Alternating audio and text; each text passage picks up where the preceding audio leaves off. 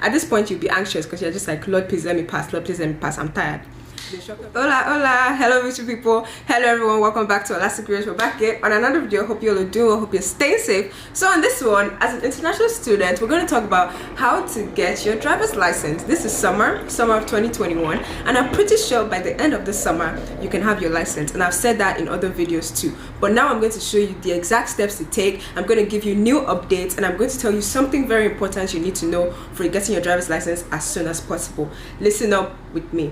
Now, the first one we're going to get into is, as an international student, sometimes in some states they do tell you that okay, you can't get your license until maybe you have 6 months left in your I-20. Your I-20 is that document you carry along with your visa to be appropriate to school in the US. So they tell you that you can't have it, you have to have like up to 6 months. But most of the states, I was in Texas when I did my license, most of the states don't mind whatever date is on your I-20. You can get your license, and what you need is your social security number. Now hold up, if you don't have your social security number, I'm going to tell you exactly what to do. But you need your social security number, you need your I-20, you need your I-94, you need your driver's test. There's this test that some people go up to the DMV. The DMV is the, what's it called again, driver's motor vehicle something, the place for the driver's license. They go up there and then they think that they have to like sit down and take a written paper test, and it's very nerve-wracking. But I'm going to tell you a company in which you can use, and you don't have to do any of that. You don't need to sit down to take any tests. You can be 14 to 17 years old literally, and you can also be 18 and above, and that course will give you everything you need to take over to the DMV. So can you guess what it is already? Because I'm so excited to tell you. The course is ASABLE. Now, ASABLE may be watching this or may not be watching this. You all better sponsor us, because I'm not sponsored, of course, but I'm promoting their brand. It's ASABLE. I don't know if it's ACABLE, but ASABLE. It was such a good course for me. About 2-3 years ago when I took my test just so I can start up with the driver's license process, I was ready to go, and I heard about it from a friend actually, and I just went online to asable.com. Maybe I'm going to put some screenshot or whatever over here. I just went online to asable.com, and it shows you, it says find the right course, start here. It says student ages, are you 14 to 17 years, are you 18 plus years old? Yeah, it does all of that. And if you click 18 plus years old, which I assume maybe you are, then it will tell you like you pay $29 for a whole course. And the reason why I love this course so much is because it is actually so easy. It is actually so fun to do because it's at your own pace. The course is very engaging. It's like modern online courses. You have colors, you have animations. It's very engaging for you to do at any time that you like, so you don't have to worry about whether or not you're going to have fun doing it or not. You're definitely going to have fun doing it. So the reason why I like ASABLE is that usually when you have to go to the office to do your driver's license test, they would require you to have some form of driving test. Either you take it at their office or they require you to have some form of driving test. That's why I'm telling you about ASABLE, because here you can get everything you need. You can get your certificate. After you're done with the course, you get your certificate, you'll be ready to go, and that's the certificate you add to your other documents that I'm about to tell you. So this course, usually it can take up to like 2-3 weeks. It just depends. It's literally your own pace. It depends on how fast you do it or how slow you do it, but it's your own pace.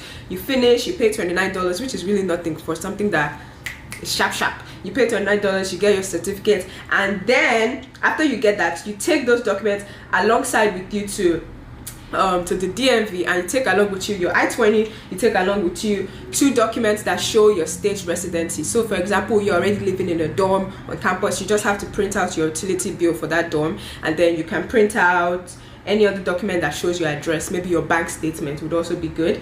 And then you have to have your form I-94, which you can get. I'm going to link some links in the description to help you just get them faster if you don't know where they are. Your form I-94, you just have to put your name, maybe your passport number, you get your I-94, you print it out. So all those things you have to have so that they don't waste your time, because I've been there, I've done that, and they wasted my time a whole lot around this whole time when I was getting my driver's license and doing all these things. My time was wasted.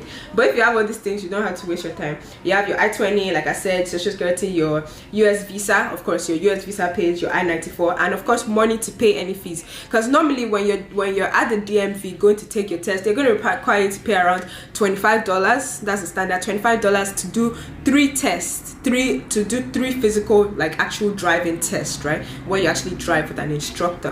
Now I have my itty bits on that, and I have my reasons why you should and why you should not. But before I go on to that, I'm going to address the people that maybe you don't have a social security number, but you do want to get your license as soon as possible. The new news in town is that now you can use your ITIN to get those benefits. You can use your ITIN to get your driver's license, and it's been actually active since 2018, but for some reason a lot of people don't know this. But see, I'm gonna put also something here for you. It says ITINs are now accepted effective May 31, 2018, and applicants can complete their pre-licensing education and register to take a qualifying license examination using his or ITIN. So this is something that you can do. It says what states accept ITIN for driver's license. It says California, Colorado, Connecticut, Delaware, Hawaii, Illinois, Maryland, New Mexico, Nevada, New York, New Jersey, Oregon, Utah, Vermont, and Washington. So these are some of the states that would allow you to have ITIN. But I feel like that was even in 2018. By now, a lot of states actually allow you. And to get your ITIN, that one is so much easier than your social security number. I'm going to link a link also below. I've talked about that in a previous video before this. But you just go there, you put in your information. You don't even have to mail things right now because of COVID. You can just fill it out online. It's called a form. I forgot the name, but it's a form on there. It's an IRS form. It's for your ITIN, and you get your ITIN. If you don't want to go, if you want to get along to get your social security, you just have to get an on-campus job and get your social security number. I've talked about that too. But yeah, that was just addressing people that don't have a social security number. You can use your ITIN, which is the individual tax identification number.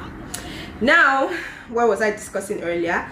Now let's move on to, okay, you have all your appropriate documentation. Now let's move on to whenever you do need to do the paper test. So usually when you go to the DMV, when you take all your documents, you take your I-20, you take everything, sometimes they'll try to waste your time. If you don't have all your documents, they'll waste your time. Like that, if you're literally in front of them and they say, where's your I-94, and you say you don't have it, most of those officers are going to be like, go home or schedule a new appointment, which may be even 3 months later. So many times I've cried, maybe not in their offices, but I've cried my way home because I was just like, oh Lord, how again did I miss this? They'll just say, you don't have this, go back home. Even if you're like, oh please, I have it on my phone, can I print it here, can I print it so that you have it, blah blah. They'll be like, nope, you had to have brought the copy, you had to have brought the physical copy. Sometimes they would have told you online to get the copy, the photocopy. So I'm going to even put the link that you can check for every single state what they require, because sometimes it's different, but these are main basic stuff that you actually ultimately need to have. So when it comes down to it, so let's say you have all your documents, your I-20, I-94, your visa, your utility bills, your certificates from ASABO, like I talked about. All you have to do is go up to the office, you give them those documents, they register you in the system, assuming you're like 18 and above. Usually you can actually do this when you're younger, but let me just say, okay, normally, yeah, you can do this. You take your documents to them, and then they put everything in the system, and then if everything is good, they take your picture. This is not yet, you're not going to get your actual permanent driver's license yet. This is, you're always going to get your temporary license, which is called a driver's license permit in the United States. They're going to take your picture, you're going to do like a little eye test, put your eye into the thing, and they're going to check that everything is fine, and then they're going to issue you and it's actually not that bad. Once you have all your documents, they put everything in the system. They want to make sure that you're actually school year, you're a student. They want to see your I-20, that you're actually a student, you're an international student. They'll put all that in the system. And then not long after, some of them will actually say they'll send you your permit in 2 weeks. They'll give you like a temporary permit. But normally what they do in most offices, they're actually able to print the permit immediately. They'll print it for you like a card, actual card. But instead of it being, I don't know if it's actually rectangle or vertical. I think the temporary permits are vertical. But it's not even about the shape, but it would say something on it that shows that it's a permit, meaning that you have to always drive with somebody that is at least 21 years and above, that already has a license. So during my own time, that's what I did. I got my permit. I was so excited, like, finally I have my permit. I didn't know all the other stress that was coming up for me later down the line when I had to actually get the real license. But I'm going to give you tips on that. But yeah, you get your permit. Now, if you have practiced back in your home country before, I'm sure you know how to drive, but you will need to kind of practice with these roads. You practice with the lights. You practice that red sometimes means turn red, turn right on red, all this kind of stuff. How to stop completely at a stop sign. Because some other countries I know around the world don't necessarily follow stop signs. You just look and you just go.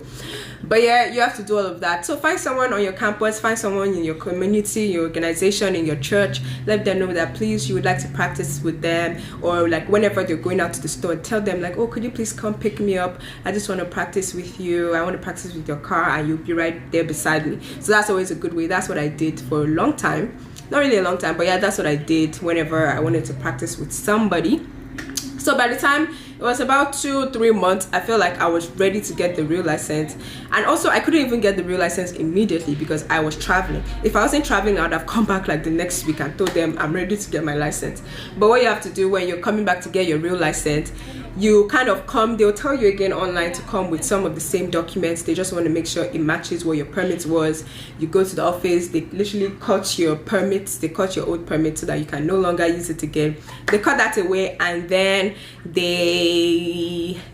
oh yeah, whenever you go the next time, that's the day you're technically supposed to do your driving test. This is where I suffered the most. That's where you're supposed to do your driving test, and you can't just, a lot of offices, you can't just walk in and do your driving test. You have to have registered online. Like I said, I'll put those links. You register online in those links, and it'll tell you the dates available. It'll tell you to select your closest location. You select that, you go to the closest location, and you take your test. But let me tell you, I remember my first time that I went there, I already had my permit. I went there, took my documents. I was like, yeah, I'm ready to do my driving test. They were like, no, you can't do it because you didn't bring one document. Meanwhile, I already brought that document for the permit earlier. So I was just so sad. I was like, but you already have these documents in your system. Why are you stressing me so much? I didn't even know. I'm sorry, I'm new here, blah, blah, blah. All of that went here and went here. They didn't listen to any of that. They were like, no, you have to reschedule. Excuse me. I had to go online again to reschedule for another, maybe it was like a month after. I was so sad. But the mistake I made is, whenever you are trying to get your license and you feel like your DMV or your driver's license office near you is being so difficult, there's a tip. There's something you need to do. All you need to I don't know if I should tell you this yet, or I should tell you other experiences. Okay, wait, hold on while getting there. The second time I went to the office, I was actually ready to do my driver's test again. I had all my documents again. I entered the car. This time I used one of my church brother's car. I entered the car. The instructor came into the car. I know you at this point you'll be anxious because you're just like, Lord, please let me pass. Lord, please let me pass. I'm tired. The instructor came to the car, and and the first thing I was supposed to do is parallel parking, and I already practiced parallel parking with my church brother. You know, I already did all that. I was in the car, instructor came in, he was like, yeah, we're ready. He was marking stuff, we're ready. I don't know if God just didn't want me to get my license around that time, but it was stressful. I literally moved, like I'm supposed to move like this and then go to the parallel parking place, like right here, like literally in the same building, but I've not even gone out to the street. I literally moved, and somehow my tire brushed the curb a little bit. It was a small, I don't even know if to call it a small curb. It was just, to me it was irrelevant, but to them it was a fail. It was a fail. We failed that test. As soon as I was like, this must be the fastest fail ever, the fastest fail in the history of driving ever. That's literally what I thought. I was like, I've not even left this building to do the real test. I'm literally about to turn to enter the parallel. I was just like, devil is a liar. I was literally about to turn to enter the parallel parking place when my tire apparently brushed the side of it. Didn't even climb the curb, it brushed. I felt like something happened to around that time, but I was like, oh, maybe it's a dip in their road. I didn't even know. So the instructor was now like, well, I was about to do the parallel parking. He was like, well, ma'am, I'm sorry you already failed this test. You brushed the curb. I was like, what? I brushed the curb? I was like, where? How? What happened? He was like, oh, you don't even, he even got mad at me because I didn't even know I brushed the curb. So that's even extra fail. So it was like, you brushed the curb and blah, blah. So I was like, okay, I guess that time where I felt like a little thing on the tire, it meant I brushed the curb. I didn't even know. I was like, oh, I'm so sorry, can we do the parallel parking? And then he was like, nope, failed. That was it for me. Then I was like, oh my Lord, is there something stopping me from getting my license at this point? I was so sick of it. I went out again. Of course that day I cried. I was like, Lord Jesus, what is all this? I usually don't have to struggle this much to do things like this. I went again. They said I had to rebook and stuff. But anyway, to cut the long story short, at the end of the day, after all my back and forth with the DMV, and I came back again another time with my friend's car. That one too, I can't even remember what happened. That one we actually went out into the road, and turning back in, like coming back into the actual building, he said I crossed the road road too fast, that there were cars coming but I crossed too fast. He said automatically fail. So I'm not even saying maybe I didn't fail or not, maybe I was wrong, but I was just like, what is all this for? Like, I already did the parallel parking, I already showed you all I know how to drive, but oh well, they failed me. But anyways, sorry for the whole story segment that's taking like 1 or 2 minutes now. But anyways, what you need to do when you're going through all this stress with the DMV is to find a private driving company, a private driving test company. There's so many of those. I don't know if I'll put it here, I'll put it in the description. There's so many of those. Wherever you are, if you're in Dallas, be like Dallas private driving test near me. All those private driving tests, most of them will take like $80 or $100 from you, whereby the DMV would have taken $25 for 3 tests. You can fail once, you can fail twice, you can fail 3 times. It's the same price. So it's affordable, it's good, but they just stress you out. Whereby the private driving schools, they do like $80, $90, $100. And what happens is, once you pay those private schools, they better not fail you. So it's not like they just approve everybody and have everybody just drive recklessly on the road. No, they don't. They still, the thing that they do while you're doing your test is, once you book with them, while you're doing your test, if you're making a mistake, they will tell you. They'll be like, yeah, try to do this next time, they'll tell you everything you have to do. If you say, oh, you need more practice, they will actually teach you. They'll teach you, you do it again, you get it like a couple of times, and they will still pass you. And once they pass you, you have your driver's license. Once they pass you, they'll just be like, they'll send a letter or something to your actual DMV office, and then those ones are the ones that help you print the license and send it to you like a week or 2. But anyways, I hope you all understood this video. Like I'm saying, find a drive if it's too much stress for you. If you're up to the challenge, you want to feel like me when I was struggling with all these offices, go ahead, do the $25 one. If they waste your time, fine. If you pass it once, great, kudos to you, especially wherever you are. I guess it sometimes depends on the office, but kudos to you for passing it that quick. But if not, find yourself a private institute, pay $80 and have your peace of mind. Pay $80, know that you are doing this once, you are done, you're getting your license, it's peaceful, you learn along the way, your heart won't jump out of your chest because of anything. Yeah, so that's something I didn't know. And I while I was doing all these things, I didn't know that I could pay a private institute and get my license just like that. I didn't know that all the times I was wasting with the DMV was just extra wasting time. So I'm really thankful for when I knew about that. And when I eventually got my license, I was so happy. I was like, Lord, thank you for answering me. I was so happy, of course. And they'll send you your permanent one. You have the actual card now. That's your, and usually when you have your license, even as an international student, nobody will know you're an international student, because it's the same license that everybody gets. 18 and above, 21 and above, it's the same one. It's not going to say, oh, F1 something on your license. It won't say that.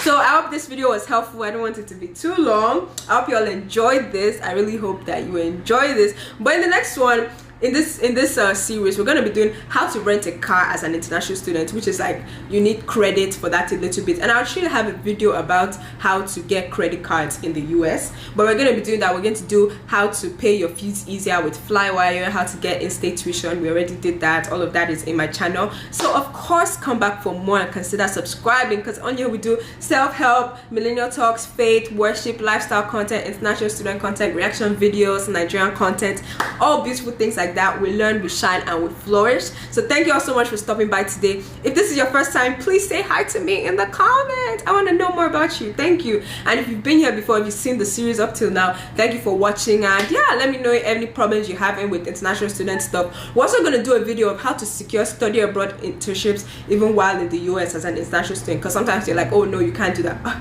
Yes, you can do that. And I'm also going to tell you how to secure internships when they say, oh, you can't do that, your OPT doesn't apply to that kind of job, blah blah blah. I'm going to tell you exactly how to do it and do it legally. On this channel, you're going to learn a lot of good stuff, because I went through it and a lot. I cried through it, but God saw us through. Amen. Thank you all so much again. I think that's it for this video. I don't think there's anything else I wanted to share, but if there's anything, I'll add it to our next video on this series. Thank you so much. God bless you. I'll see you all again in the next one. Don't forget to come back, subscribe, consider sharing, commenting, coming back for more, and liking, of course. See you all soon, and God bless you. Bye.